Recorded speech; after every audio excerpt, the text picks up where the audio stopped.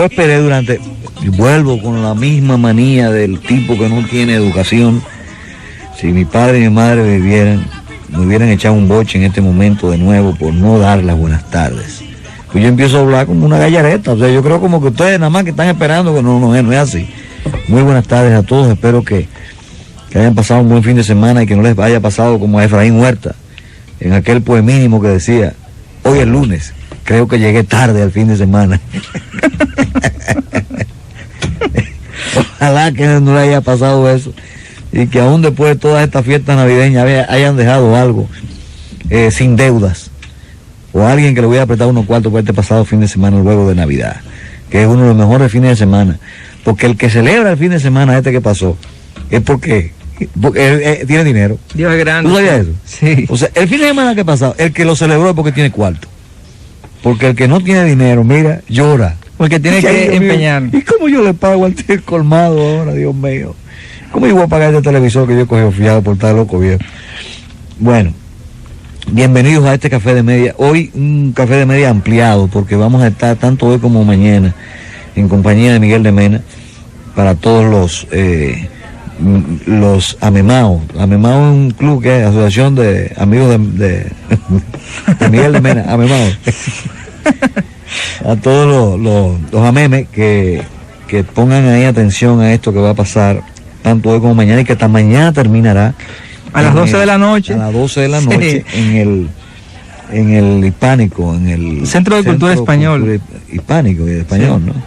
Donde Miguel va a presentar, no va a rodar, no va a tirar a rodar un libro porque eso es imposible. Va a lanzar desde la azotea un escrito sobre nuestro invitado de hoy. El invitado de hoy es nada más y nada menos que René del Risco y Bermúdez.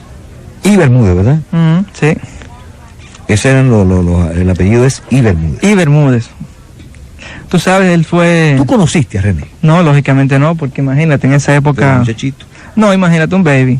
Pero en realidad está su voz, están sus textos y sobre todo está una ciudad cada vez más reneciana en la que uno está viviendo, y eso le da a uno la sensación de que esa poesía que él escribió sobre esa ciudad en cierta medida está ahora revirtiéndose, y eso es lo importante. Una ciudad reneciana. Sí, porque es una ciudad... ¿Por qué tú le das ese nombre?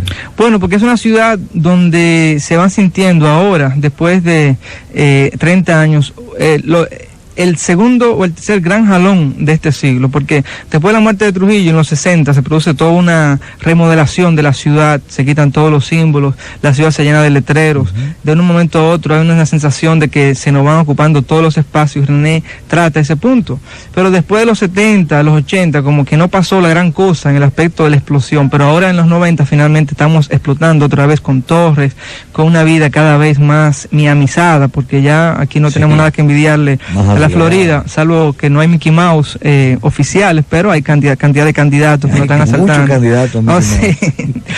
Entonces, de momento... Todo cada 2 años. No, cada 5 días. Por ejemplo, yo estoy llegando ahora a la Máximo Gómez, que ahí cada 3 días se renuevan todas las matas, todas las plantas, todas las cosas con fondos de candidatos, que bueno... Eso ya en cierta medida. Todavía la gente piensa que van a votar por esa gente que no, y votan. Síndicos ensuciando la ciudad. Eso y votan, sí, porque esa es la clave, te prometen limpiar la ciudad después que ya la gente... ensucian, ¿no? Sí. Bueno, ¿quién fue René del Risco?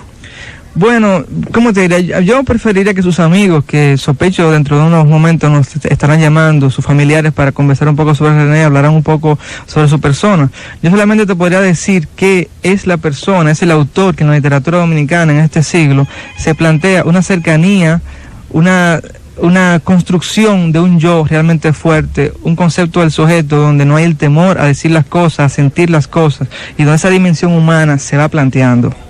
Antes y después tenemos una gran maldición en la literatura dominicana, y es que casi todos, o la gran mayoría de nuestros autores han estado muy metidos en la historia.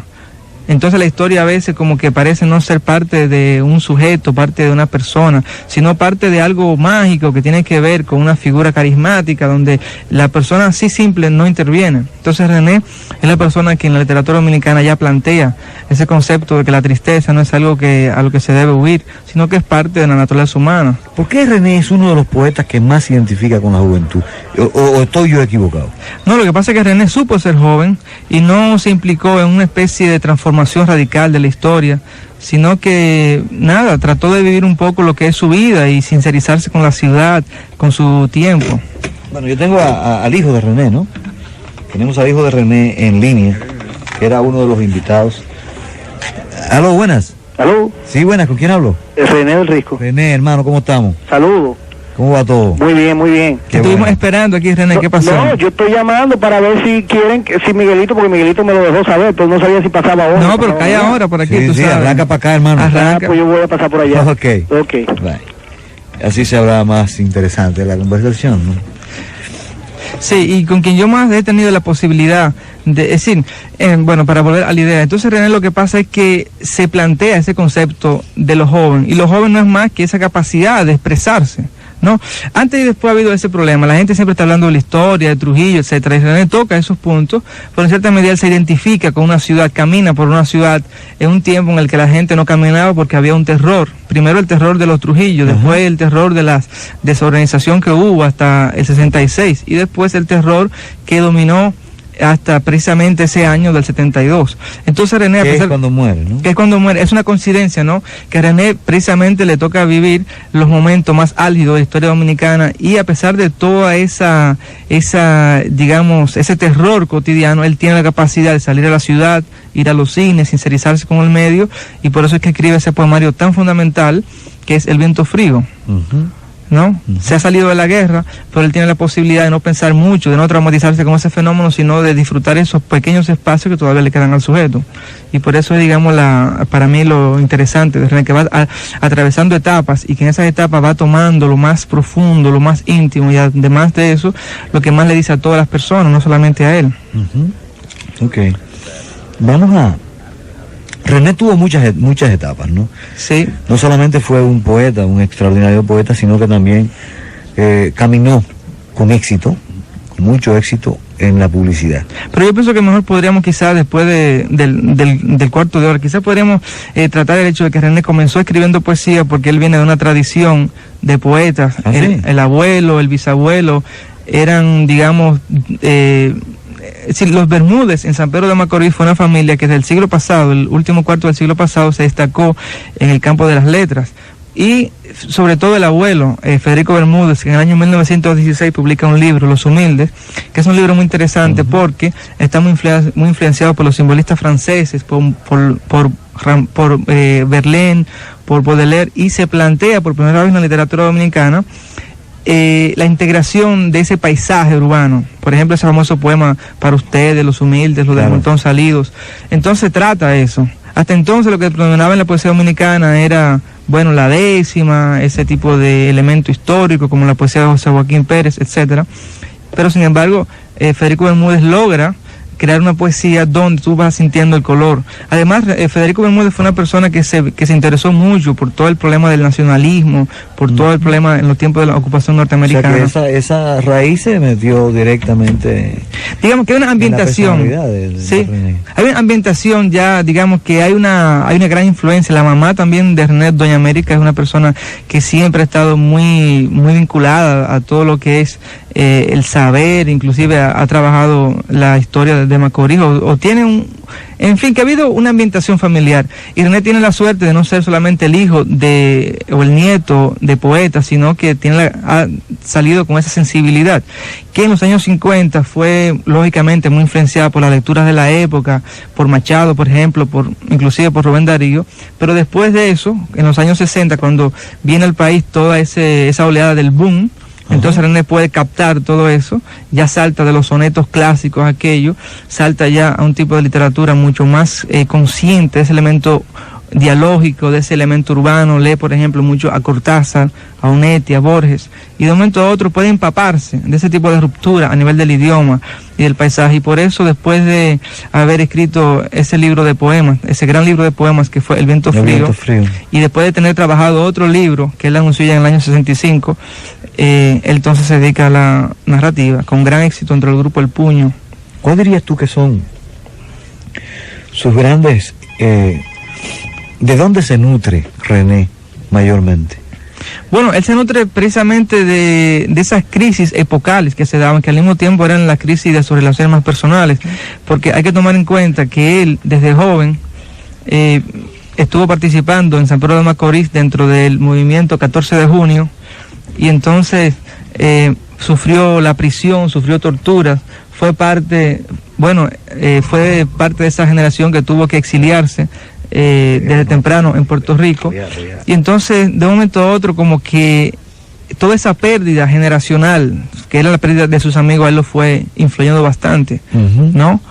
Y toda esa experiencia que fue la guerrilla de Manaclas, por ejemplo, él era muy amigo de Manolo, inclusive, bueno, él en un poema habla de cómo fue que se dio el nombre de su hija, de Minerva, precisamente, que nace en Puerto Rico. ¿Precisamente por ahí? Sí, precisamente por ahí, porque era un homenaje a Minerva Mirabal, y que nació en Puerto Rico en el exilio. Venimos ahora. Vamos. Bueno, tenemos en la vía telefónica, tenemos a un gran amigo de René, y alguien que estuvo muy ligado a su vida, a su vida como creador de publicidad. Tengo al señor Nandy Rivas. Hermano. Sí, señor. ¿Cómo te está? Aquí en atención, ¿qué hay que hacer? No, yo sé que aquí estoy con Miguel de Mena. Vi anoche hablando de la imagen nuestra en Alemania, muy interesante. Sí.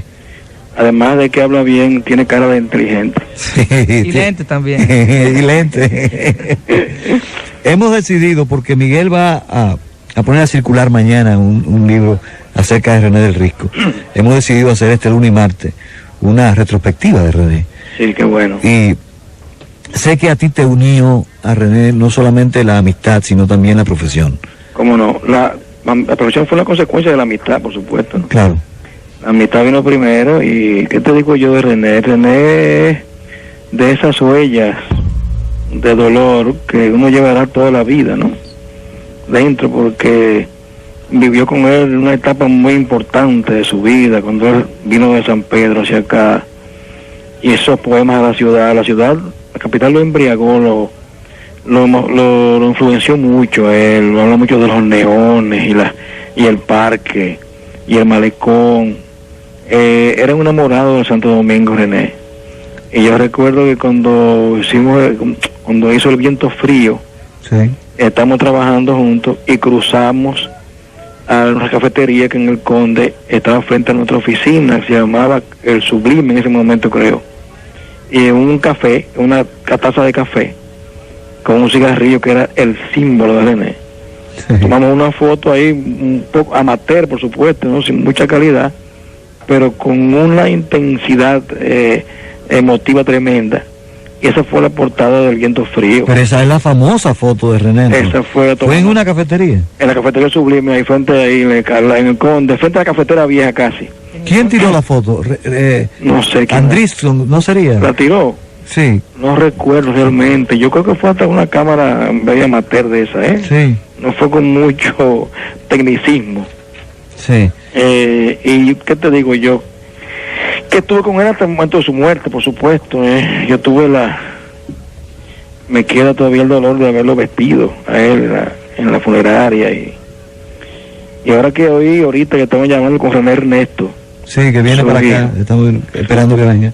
Yo recuerdo que cuando tuve la noticia de que se había fallecido René, yo fui a la casa a buscar un traje que le gustaba mucho a él, que se lo hizo Coruña, que estaba en el Conde aquí en Espaillat, un traje con que él hacía muchos sábados de ronda, sí, con animaba de la televisión. Era un traje azul con listas medio vino, poco vino. Yo sé que ese traje le gustaba mucho a él porque a él le encantaba lucir bien, narcisista como él solo era. Entonces yo fui a la casa y René Ernesto, que apenas tenía, no sé, meses o un año, no sé, muy chiquito, muy inocente, estaba llorando con la niñera, le pasó la niñera, y no sabía por qué estaba llorando René Ernesto, no sabía por qué estaba llorando. Entonces yo fui al closet, busqué el traje y lo llevé a la funeraria, y tuve una crisis terrible cuando lo vi en el patio de funeraria, desnudo en una meseta, como de mármol así, golpeado. Entonces un hombre con una manguera lavándolo. Sí. Y yo no sé, me dio, entonces le marché a que lo dejara quieto, René. y estaba casi ahorcando al tipo yo, hasta que él en medio de aquella crisis me dijo, pero él está muerto. Eso fue cuando recapacité, ¿no? Fue un momento, una tragedia, no solamente para los amigos de René, sino para la literatura dominicana y para la juventud también. René fue un tipo vanguardista, un pionero, un visionario, con un talento para todo. Sí. Uno que se llamaba bailar. Baila malo como él solo era, bailaba muy mal, pero nadie es perfecto, ¿no? Bailaba mal y manejaba mal, por eso murió. No sabía, manejó, aprendió a conducir vehículos después de viejo ya. Un año antes de conducir, de morir, fue que empezó a manejar.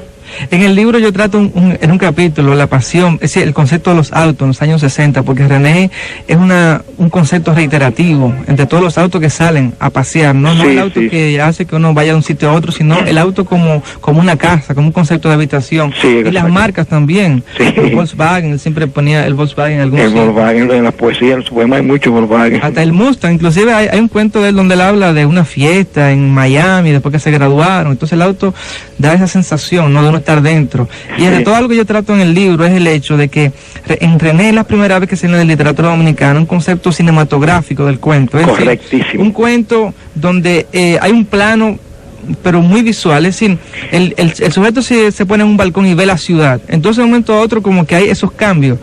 René era un amante del cine.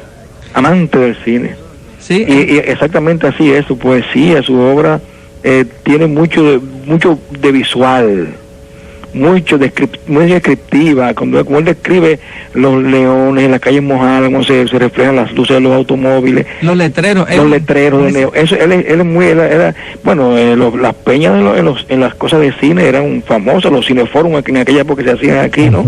Con Armando Almanzar y ese grupo. Hay un cuento del que me gusta mucho, que en esa parte donde él está caminando por la Avenida de Independencia y pasa por lo que entonces era el restaurante Lina, que se llama Cantábrico. Exactamente. Sí. Entonces él ve ese letrero, entonces después pasa por el Capitolio y ve un letrero de Rita Hayworth. Él estaba enviado por la ciudad y ese tipo de facilidad con que tenía para describir las cosas era...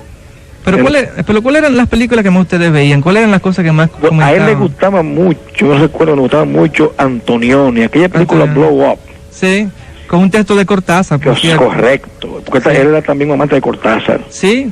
Esa película la vimos varias veces, y por cierto que no la he vuelto a ver jamás. Aquí no sé si no la he vuelto a traer más, una gran película de Antonioni.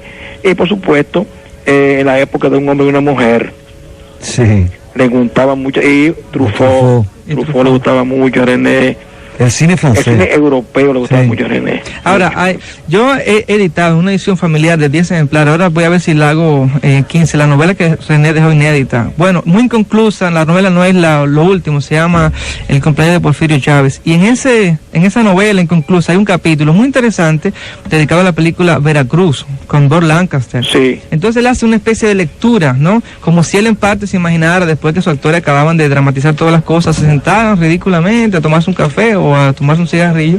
Yo no conocí eso, ¿no? Ya en esa etapa ya no conocí esa parte de su trabajo, ¿no? Yo sí conocí cuando él escribió, yo creo que fue la primera persona que vio Ahora que vuelvo Tom, él lo escribió al lado mío. Él me decía Rivadavia. Ese tipo tenía un apodo para cada uno, ¿no? A Miñín Soto, no sé si decirlo públicamente, pero como le decía era la Sota. La sopa, ¿y por qué? La Sota con T. Soto. La Sota. La Sota, como, no entiende, pero era broma. Un Soto más o menos se tuve cualquiera, ¿no? Alessian Chichi, creo. Sí, pero ya a nivel de muy íntimo, familiar. Sí, porque yo me escribo mucho con Norberto James. Claro. Y él siempre que menciona, y Norberto siempre que menciona, que Chichi cuando tú le decías Chichi, que le decía Chichi porque tú se molestaba seguido. Sí. Porque no, era René de Rico y Bermúdez. Eso es el nieto de Federico Bermúdez, gran poeta nacional, ¿no? Y bueno, ¿qué te digo yo? Que más fue una experiencia maravillosa poder tener la amistad de un tipo con René. Fíjate la música, porque él también en esa parte, él también a veces como que metía mucho el trío Reynoso, el merengue de la época, pero a veces como su tango también. Sí. Porque Porfirio Chávez es un tanguero, es un barbero en San Pedro de Macorís, que en los tiempos de dictadura su especialidad es Cardel. Sí, fíjate que René se peinaba a los gardelianos. El peinado de él era así como con gomina, con ¿se llama eso? Sí, gomina. Con brillantina. Brillantina. Dixie Él tenía una estampa media gardeliana, René. Y entonces le decía en la revolución que estábamos juntos en el comando central ahí en la prensa, uno de los periodistas, poetas que había ahí, le decía, el poeta del pelo alisado, pelo planchado y el diente picado, algo así tenía. Y era la broma que usábamos con René siempre, porque ahí comenzó el puño, fue la raíz de la revolución. Yo no alcanzaba la estatura de intelectual y me limitaba a ser oyente del grupo, ¿no? Y entonces en ese grupo estaba el poeta Ayuso, Andrés Mateo, Miguel La Fonseca, Ramón Francisco. Yo era el lector de noche de los poemas de Ramón Francisco, esos poemas surrealistas. Ajá. Pero lo leíamos solamente para bromear, ¿no? Porque eran unas cosas inverosímiles, ¿no? Entonces yo le cargué los poemas de Ramón Francisco para reírme un poco de vez. y eso fue una época. Yo recuerdo que René me dijo una revolución en medio de la certidumbre de quedarse o no vivo, ¿no? Yo creo que me muero a los 35 años. Murió a los 35 años, creo. Él anunció su muerte realmente, como dicen él las presentía, no sé por qué. Pero hay una parte, hay varios cuentos. Sencillamente se muere la gente, decía él, poco tiempo antes de morir escribió una canción. Así sencillamente se muere la gente, decía él. Pero hay un par de cuentos donde él habla mucho, ese concepto de él estrellar el auto con algo. Sí. Él sí, porque él se sentía muy inseguro, no solamente de conducir un auto, sino también de muchas cosas. ¿Y cómo nos afectó a él la muerte, por ejemplo, de Jacques Biot? Porque él le hace mucho, le hace como 3 poemas. Estábamos precisamente ahí en el comando. En la Jacinto de la Concha, no solamente a él, sino a todos los demás, porque a una cuadra del comando central está el Parevillini, donde murió Jacques, que le dieron un vaso en la femoral. Y por ahí no hay control, se desangró por ahí, ¿no? Y recuerdo que el poeta Ayuso al día siguiente escribió un poema que decía, vi a Jack por el firmamento, algo así, escribió un poema al día siguiente de eso. Y imagínate, Jack era de ese grupo antes de la revolución, por supuesto, ¿no? Sí. Pero Jack era un combatiente, además de poeta, un combatiente, murió combatiendo.